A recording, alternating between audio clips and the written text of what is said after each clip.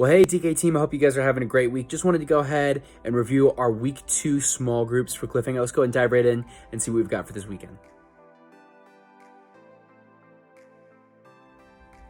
All right, kindergarten and first grade leaders, you guys are going to be doing an activity similar to what we've done in the past. You're going to memorize the verse by having the kids say it a word at a time.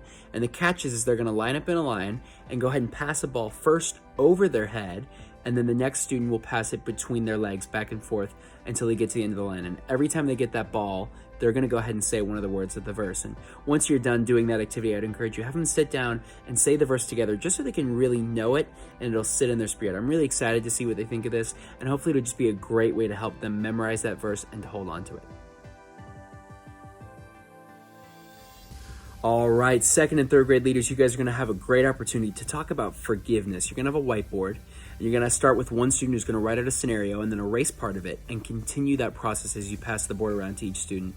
And at the end, you're going to write down sin and then erase it and talk about how God has forgiven us of our sin. God erases it. He no longer sees it, and he sees us as pure. And it really should just be an opportunity to say, hey, even when things are bad, even when we mess up, God's going to forgive us. There's a bigger part that this plays in our story. We just need to have the grit to hold on. So it's going to be a really powerful lesson. I can't wait to see what the students think of it and how it impacts their lives.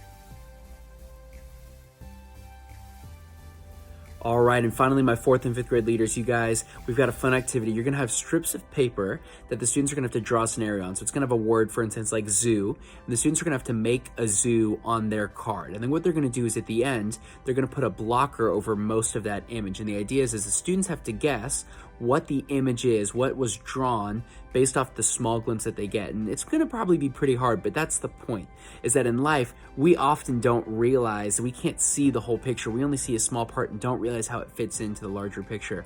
But God is always working it towards a bigger plan. And so it should just be a really simple lesson, but a really powerful lesson as you just teach the students that even when we can only see a little piece, God knows the whole picture and he works it for his good. It should be really great. And leaders, that is it. Thank you as always for checking out this video. I want to encourage you, if you have any questions, everything's on Planning Center. You can check it out there. If you still have questions afterwards, feel free to reach out to me and I'd be more than happy to help. Thank you guys for your diligence to do this every week.